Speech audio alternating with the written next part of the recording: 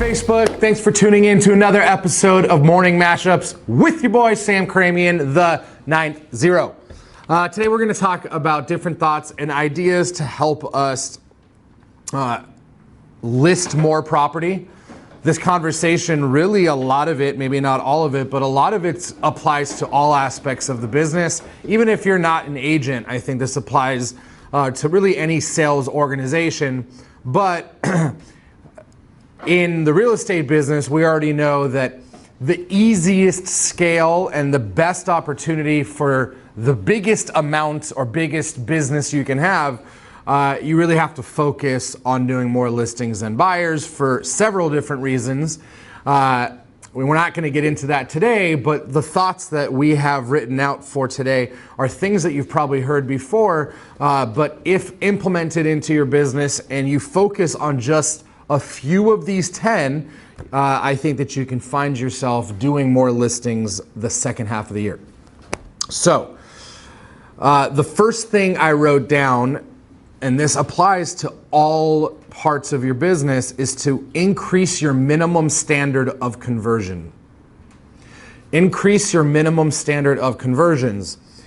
And there's several points of conversion that are important in our business.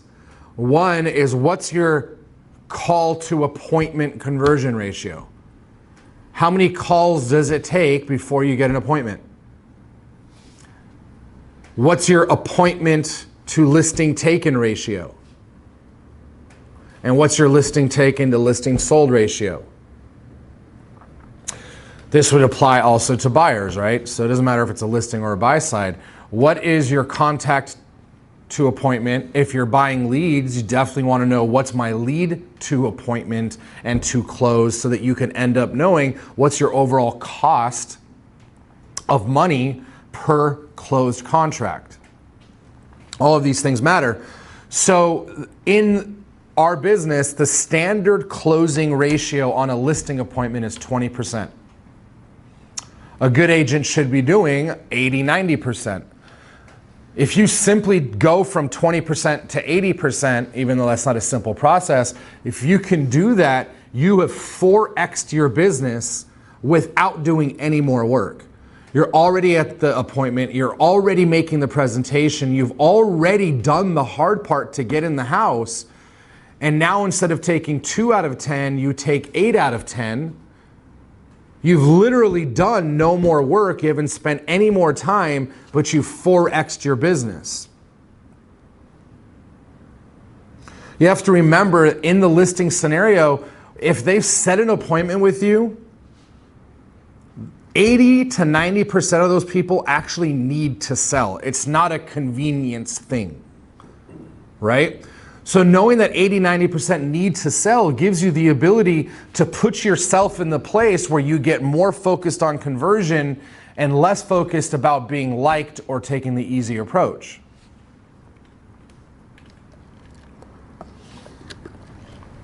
If you take the difficult process here, which is learning how to focus on increasing your conversions, the rest of the business becomes easier. This is the one thing that, if mastered in your business, the art of conversation tied to conversion, when this thing in your business actually becomes, what's the word I'm looking for? When it's a part of your business that works, it makes the rest of the business easier and the money opportunities greater. All right, number 2. Focus on the 4 essentials that you have to incorporate in your business. Number 1, or letter A, knowing what to say in every situation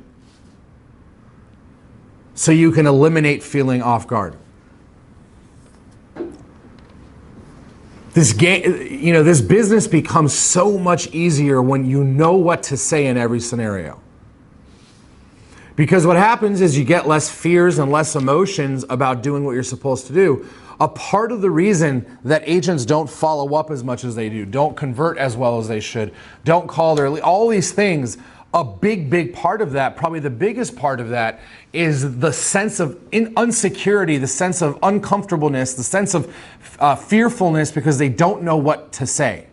And when you don't know what to say, you're going to avoid doing it more than someone that has unlocked the ability in their brain to know that wherever this conversation goes, I know that I know what to say to keep the conversation on track. Letter B. They know what to do. You need to know what to do in every scenario. This goes past conversation. When you get bad news about the transaction, like how do you proceed telling your clients? Are you the type of agent that waits 3 days because they're all depressed and don't want to tell the client, making things worse? Or are you the type of person that knows there's probably a solution and you keep your client in front of the conversation and all of the things that you do throughout the day affect the type of business you build throughout the year. And when you know what to do in every scenario, past conversation, it gives you the ability to be agile and versatile enough to make more deals come together. Letter C. The essentials of managing your time and time blocking, because that's actually what lets you do A and B better. Right? Like when we talk about getting better and knowing what to say and making calls, those are like the 3 things in your business that are the easiest to avoid. These are the 3 things in your business that anything gets you off track, those are the things that you're not going to do that day, is practicing and prospecting and the things that you don't want to do. So when you learn to manage your time better, it makes it easier for you to stay on track with the things that you don't want to do. And letter D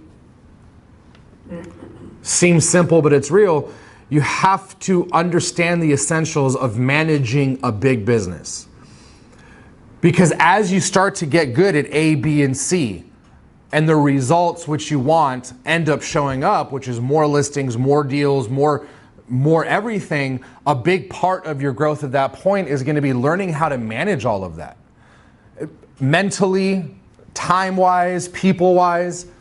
So you always have to be learning, again, your communication and your dialogue skills, because as your business grows, your ability to manage it, in my opinion, is directly correlated to your ability to communicate properly with everybody involved in the transaction.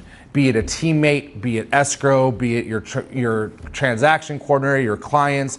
Your ability to communicate, to delegate, to get people in your corner is going to be essential when it comes to managing your time better. I wrote down last thought on this. We have to be real with the fact that selling real estate is really simple. The process is just not easy. Once you really understand how to get a deal done, you understand how to go through A to Z, it's actually quite simple. What's not simple is 1, having the conversations to get the deals, 2, being the calming force of the transaction, keeping your clients sane, keeping the other agent on the side of the transaction, doing what they're supposed to be doing. All of those things are not easy, but the actual process is quite simple.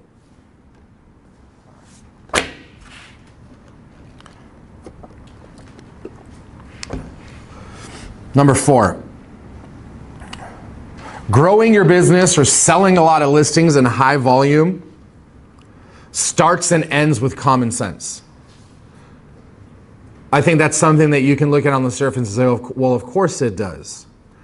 But if you think about how many times you let uncommon sense or not logical things dictate what you do in that day or in that moment, people that focus on logic and execute behind logic and fight the emotion of doing what's easy as opposed to what's important are the ones that win the game. See, logic is what's important. You do what's important. You do what's right. Easy is not prospecting today. Easy is not following up today. Easy is leaving at 3 instead of 5 and not putting in those extra 2 hours to prospect or lead follow-up. Easy is all the things that are crippling salespeople and agents. What's hard is the logic. Logic says prospect. Logic says follow up. Logic says follow a script, know what to say. It all starts and ends with logic. But the problem is we're our own boss, we're independent contractors, we got in this to have freedom, we come into this industry from every sort of industry, personality, style, background, so we're just this big pool of everythingness, so because of that we have no standardness. The standard should be all of these things that we're talking about. So can you repeat number 3 again, growing your business and? Selling in a high volume starts and ends with common sense. What this really means is like, in the moment of decision, are you asking yourself the questions that matter? Like, today I need a prospect. Well, maybe I won't. If in that moment you can say like, look, what's the logical thing to do here? Like, what is in line with my goals? Obviously prospecting. And what do I want more? To take today off, or to achieve this and this and this off of my goal sheet or my goals? Logic will always take you in the right direction, but we let emotion and complacency and all this other crap cloud our ability to make logical decisions.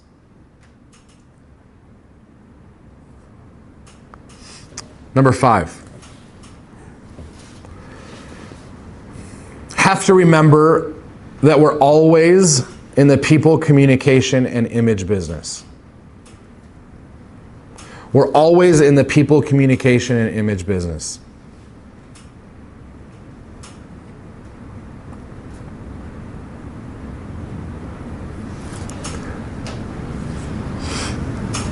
Knowing that we're in the people and the communication business, it's fair to say that's really what drives our entire business, is people and communication.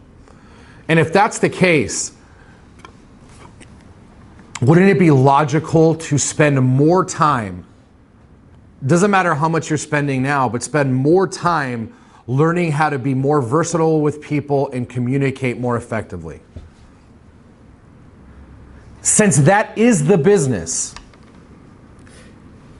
wouldn't it be worth it for us to make the investment of time and money to be the type of person that knows how to, on a high level, work with people and leverage communication? But the problem is no one wants to do that. No one wants to take the time. And that creates the opportunity that we have. The opportunity in this business, and really any business that puts you at your own steering wheel, any sort of sales business, direct sales, anything that you control the ship, the biggest opportunity is the actual challenge for the industry. The challenge for this industry is nobody wants to focus on improving their people skills because they have it all figured out. Nobody wants to focus on improving their communication skills because they don't want to be a salesperson. That is the biggest problem and challenge in our industry. Which then means for the rest of us that are willing to fight what's easy, it's easy to avoid all those things. But for those of us that see this is the problem, and if I fight the problem in my business, that becomes my opportunity. Number 6. So powerful. Get real with the fact that when you know what to say, you can do what you're supposed to do. When you know what to say, you can do what you're supposed to do. Back to the thought earlier, you avoid things that you're not good at. You avoid putting yourself in situations when you don't know what to say in that environment or in that conversation.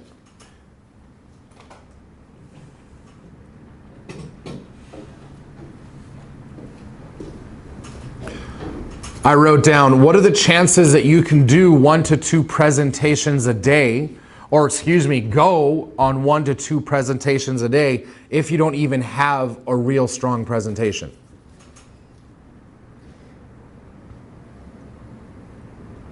You'll talk yourself out of it. You'll talk yourself out of it. When you know what to say, this entire business, everything that you avoid doing becomes a game. And that is probably the most freeing thing that can happen to you. When you really understand that everything is an equation. They say this, I need to say something like this, help them feel this, take them here. It's always an equation. The people, if they're motivated, are going to make a decision to work with somebody. It's matter of fact. And 80 to 90% of them actually have to do it. So when you know what to say in every scenario of an expired, every scenario of a buy owner, every scenario of a referral, every scenario in a changing market, every scenario when I'm door knocking around just listed, just solds, every scenario in lead follow-up, when I always know what to say, there's nothing that can stop me. And if you think about it, like, how could you ever lose if you don't have to or know how to stop? Like, if you just had it in you to keep going in every conversation, always had something to say, always could repeat and approve, always ask another good question, like, long term, how could you ever lose?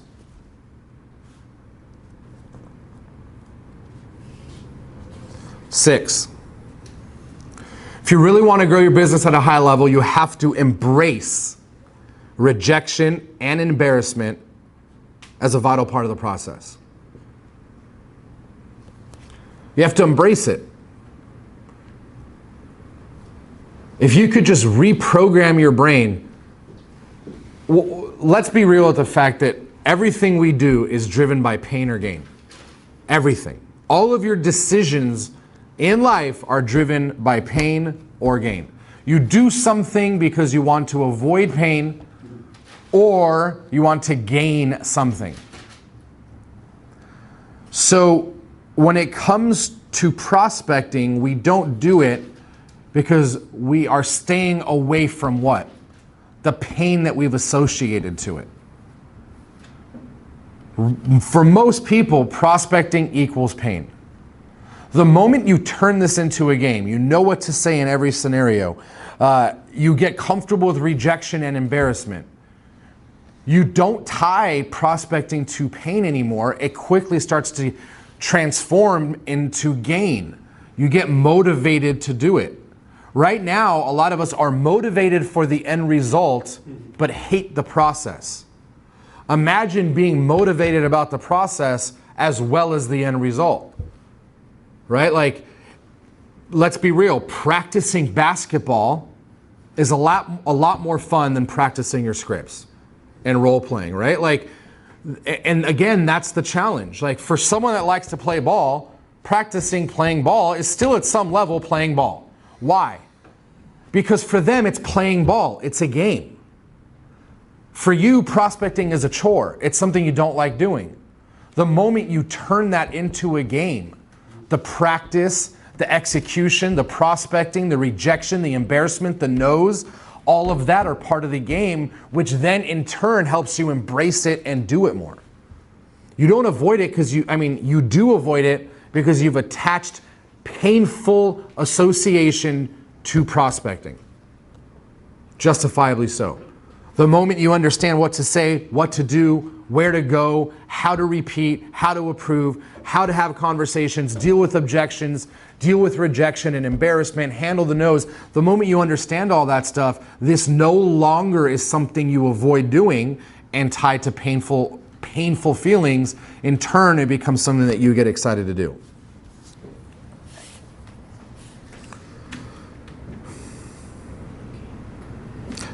Number 8.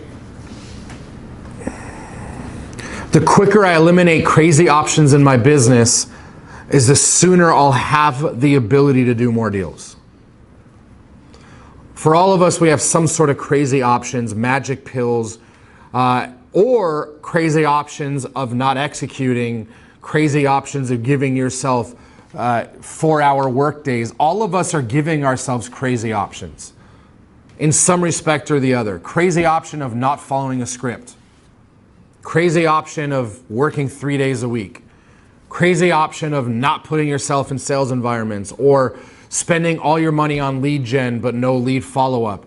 Like, we're all giving ourselves crazy options, and we disguise it in this fake reality of, well, we're our own boss, we get to do these things, this is me, this is how I do it. All of that crap is killing your production. The quicker you eliminate the crazy things that you do throughout the day, and another way to say it is the options you don't yet deserve. If you've set goals and you're doing things that aren't in line with your goals on a regular basis, you're giving yourself options you don't deserve. And your ability to in the moment, stop yourself and say, this is not an option I deserve yet because I still have all of this I want to do this year. We're 6 months into the year and I've done this much of it. I don't deserve this option. And if I was my boss, I probably wouldn't let myself leave right now. I probably would get pissed if I didn't follow up on these leads. The moment you stop giving yourself options you don't deserve, or in other words, eliminating the crazy things that you do, everything becomes easier and your business starts to grow quicker. Number 9, do not allow yourself to take the path of least resistance. You can't allow yourself to take the path of least resistance.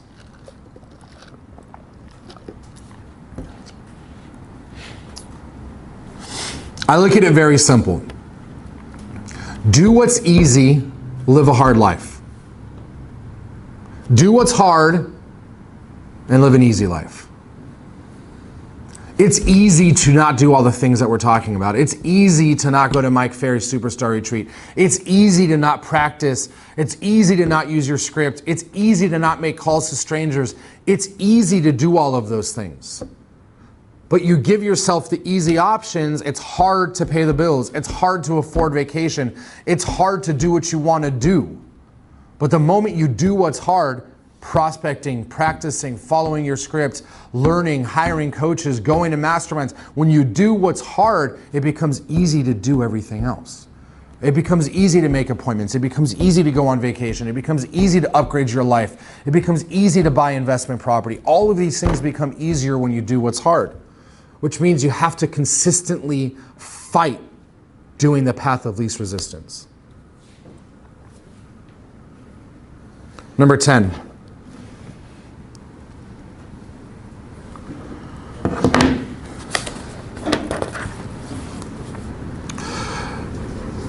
You have to work your database aggressively to start bringing you more listings, but you have to be aware that it restricts long-term growth. You have to work your database today to spark the listings, but you have to be aware that it restricts long-term growth. In other words, I don't believe you can do 200 deals a year, long-term growth, if all you do is focus on your database.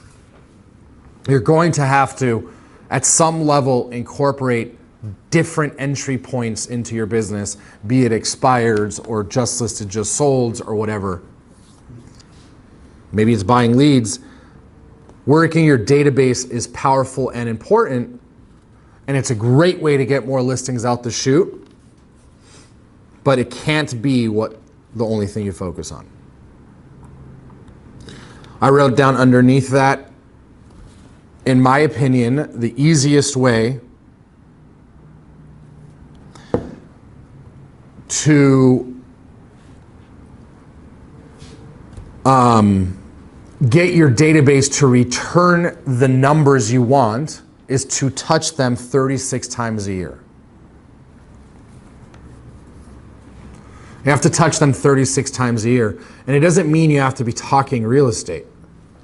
You need to keep showing up in their life so that when the conversations show up, you're top of mind.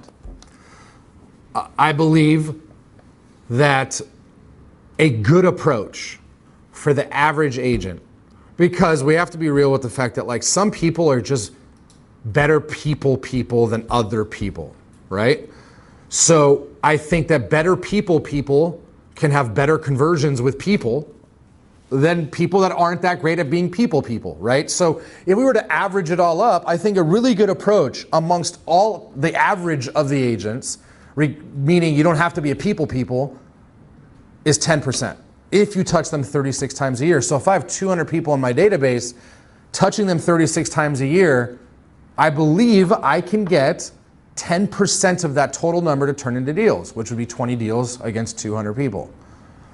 But if you are like a people, and by the way, you can learn to be a people, like there's a lot of, like Oliver at the shoot is very analytical, makes him kind of reserved and introverted, but when he wants, he can be a very good people.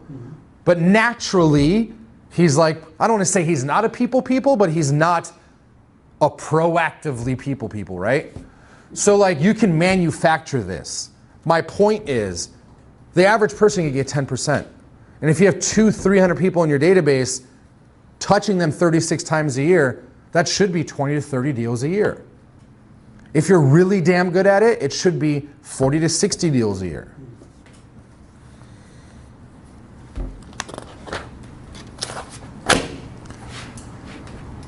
Number 11.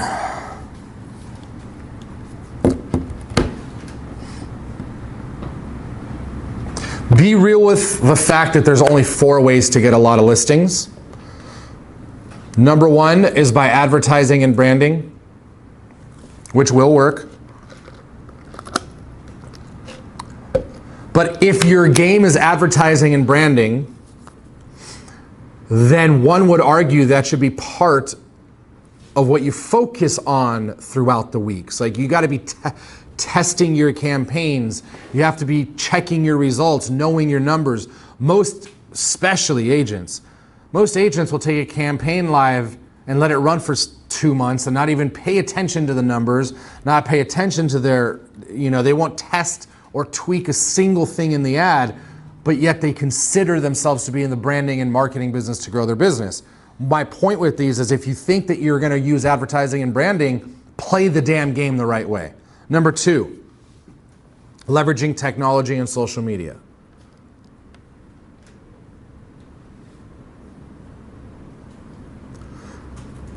This might be buying leads. I don't think that's advertising and branding. I think that's leveraging technology. The technology exists. Social media could be doing stuff like Mike Cuevas teaches. There's some agents that will do a solid 20 deals a year just doing Facebook. But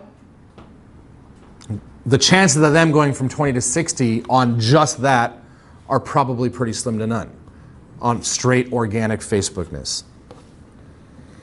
Number 3 is probably what most agents do, which is waiting for sellers and buyers to call them. Chris said he's good at that. But look, if you're real with it, like, Chris, how long have you lived in San Diego? 2001. Okay, so let's just say 20 years. And Chris is a people. And I think that Chris probably knows a ton of people.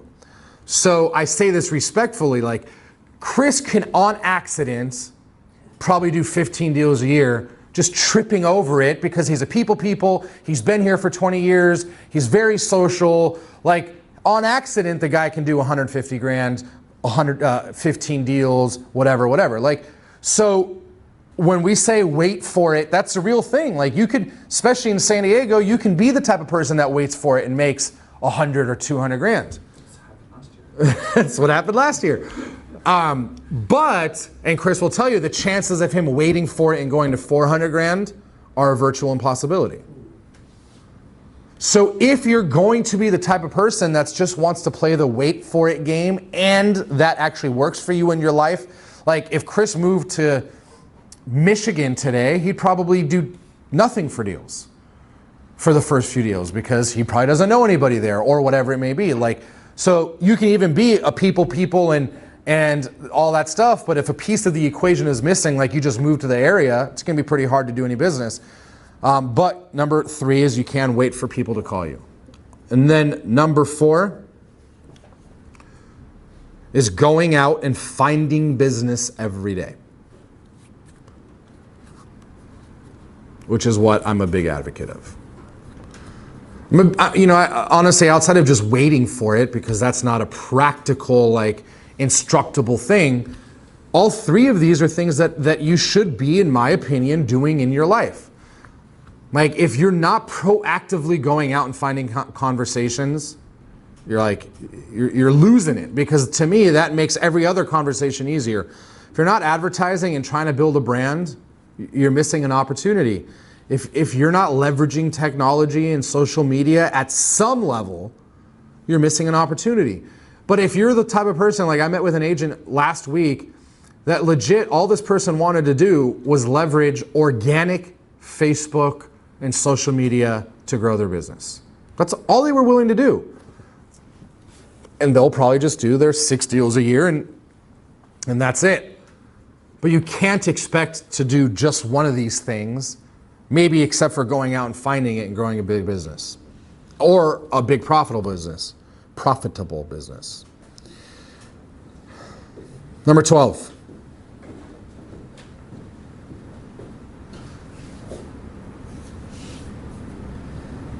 Never stop working on these 5 skills. If you really want to grow your business, you can never stop practicing and working on these 5 skills. Number 1, prospecting. You always have to be prospecting and learning how to be better at prospecting.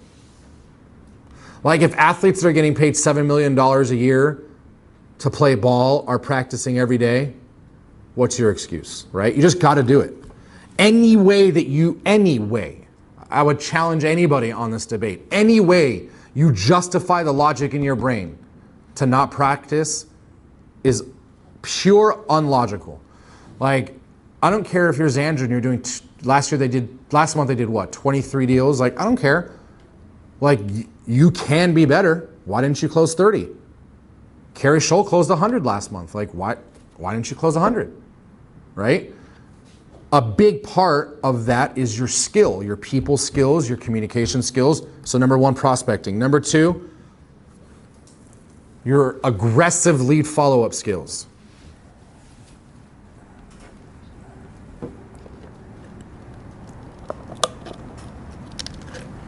All the money is in lead follow-up. We already know that. So under lead follow-up skills, it's like part of your skill is getting out of your own way and actually following up, like actually doing it.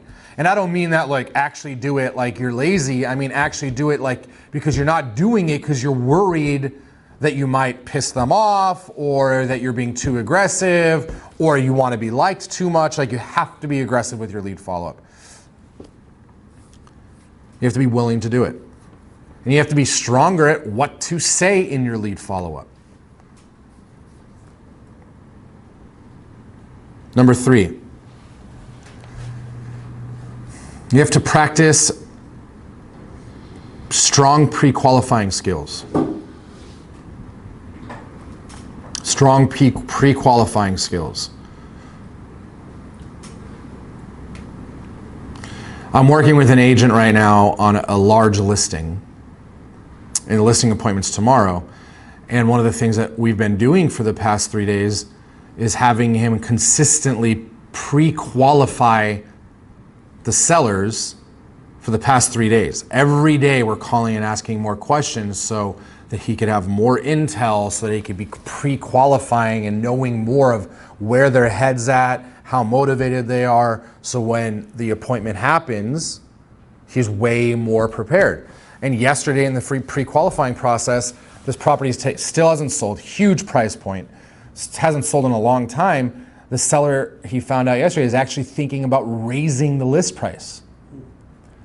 Like, isn't that important for you to know before you walk into a listing appointment? Like, you're coming in trying to go down in the same direction this guy's trying to go up.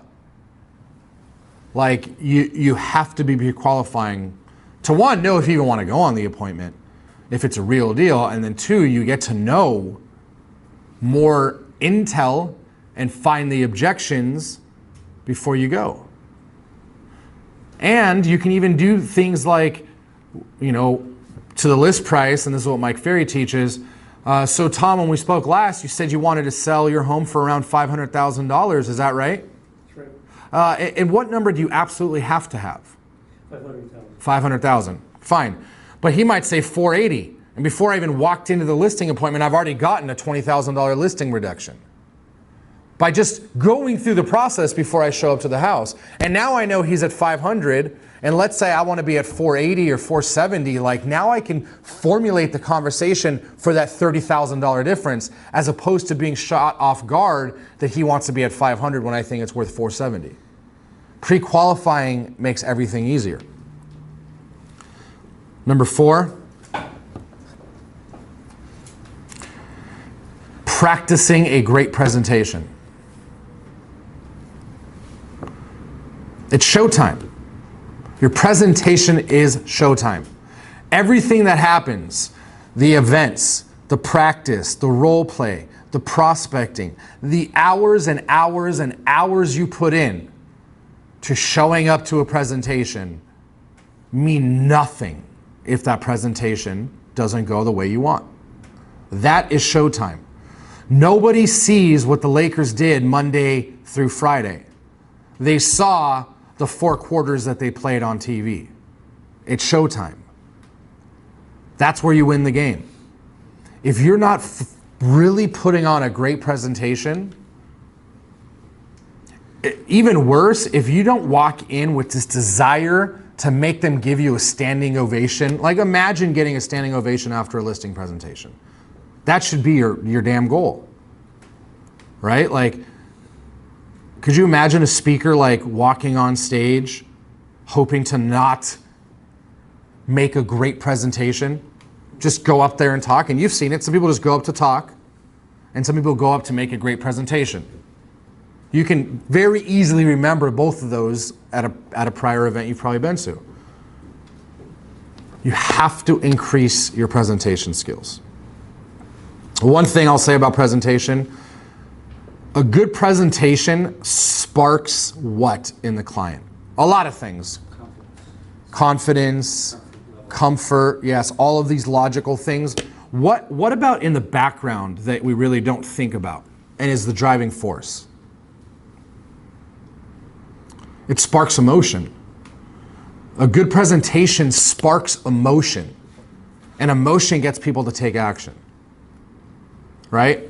If we go back to the 2 speakers, the person that comes up to talk and the person that comes up to present, oftentimes actually the person that comes up to talk will actually give you more real value because they're like going deep and just talking, but the person that came to present a lot of times will give you less value. I'm not saying always, but my point is even if they gave you less value but were a better presenter versus giving you more value but very low on the presentation skills, you're going to walk away with which one having more value and impact and motivation in your life? The one that was a presentation. It sparked an emotion in you. So you have to be real with the fact that a great presentation, outside of all the things we need to do, make them feel comfortable, confident, answer all their questions, make them feel absolutely sure that we're the person for the job, all that stuff, yes. But when you spark that emotion in them that says, shoot, man, this Chris guy's got it, he's good, oh man, like he handled that. And they're not saying he handled that objection like a champ, they're saying, oh damn, like this guy's sharp, like he's good, right? And then when I start to feel Chris is good, what do I start to feel? He might be able to actually sell my house. And if he actually sells my house, man, I get to get to Texas even quicker. And if I get to Texas quicker, like I get to be with my so-and-so quicker, or I get to start this quicker, or all of a sudden, a great presentation is sparking a lot of emotion in the prospect. Make sense?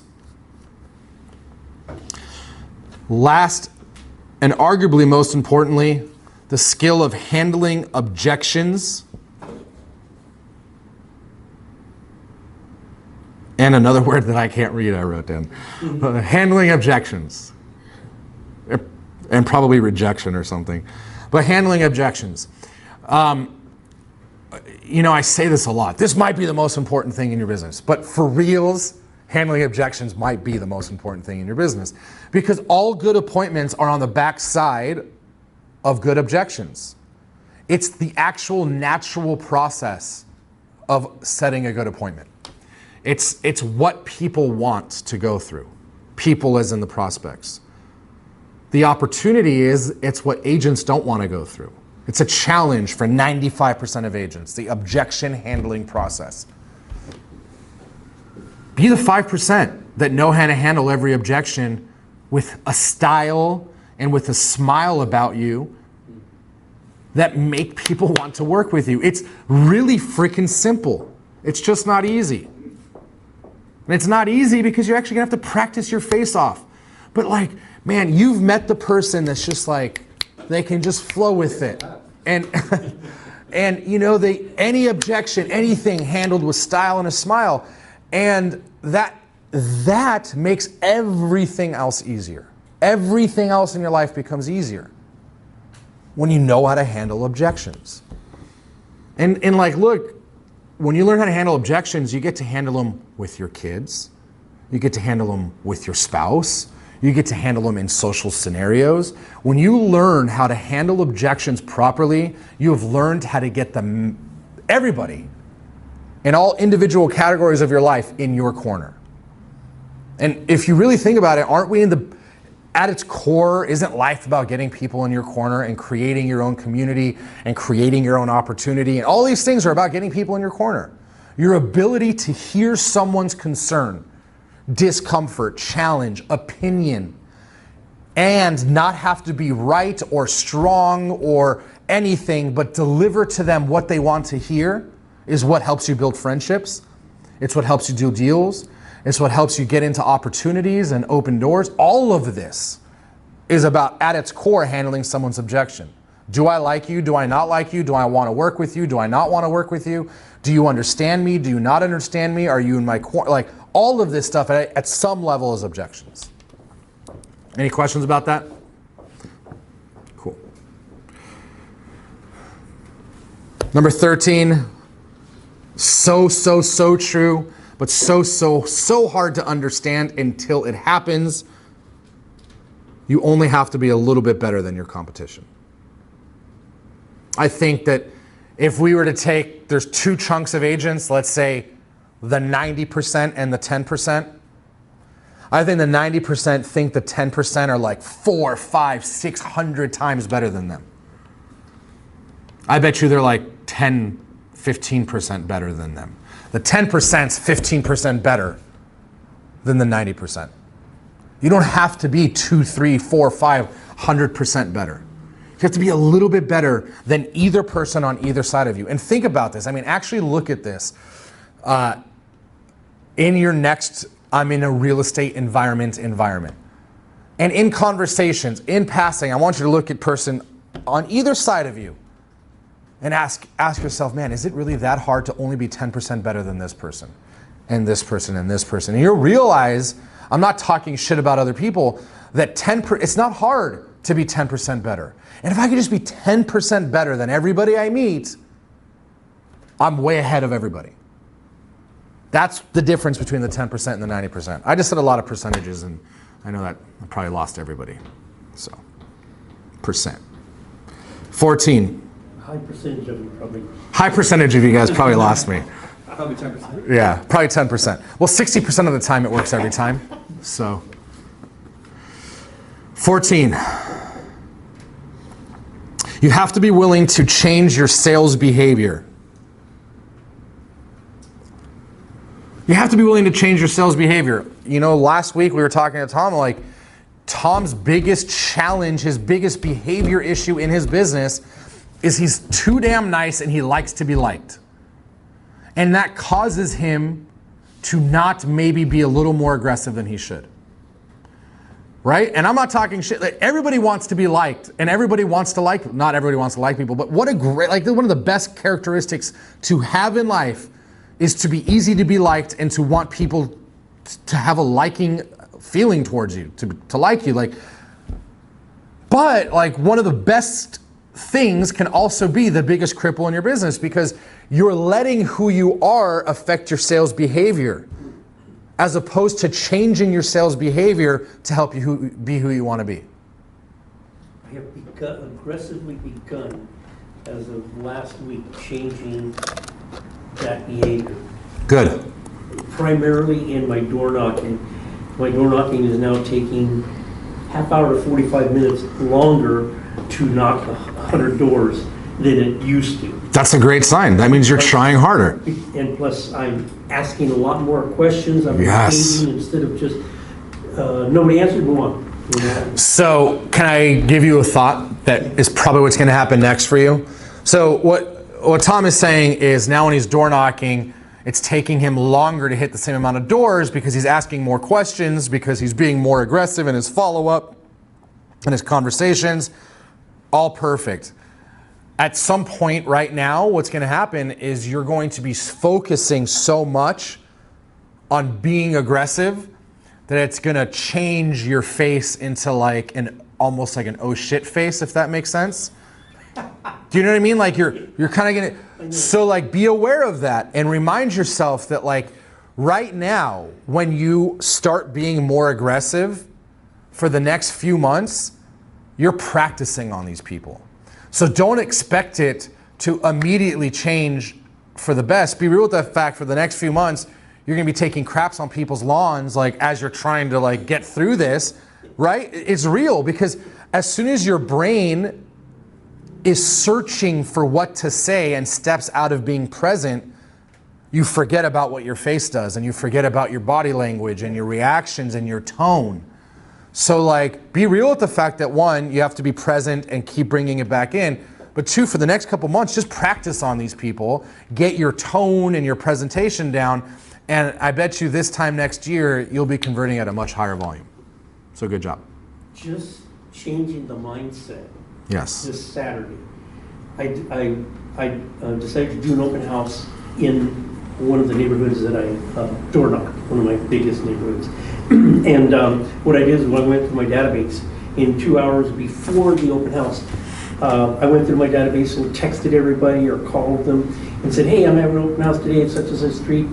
Drop by if you have a chance. Be good to see you. And two buyers that are on the fence of ready. One is getting the finances in order. The other one asked me for a lender contact info. Nice. Showed up. And so we arranged all that. And then later that day, somebody from my biggest database called me because he's thinking of selling his home. And I met with him yesterday and saw the home, and it's a nice home. I love it. I mean, the mindset. Well, yeah. Mindset changes action. Action changes environment and what you're experiencing. Right. All right. One last thing, and then we'll break.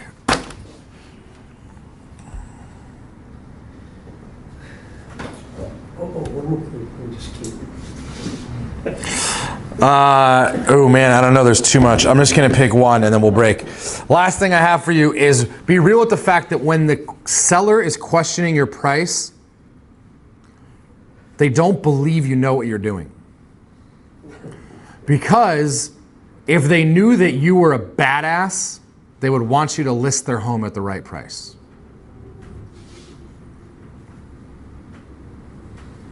Same thing when they're challenging your commission.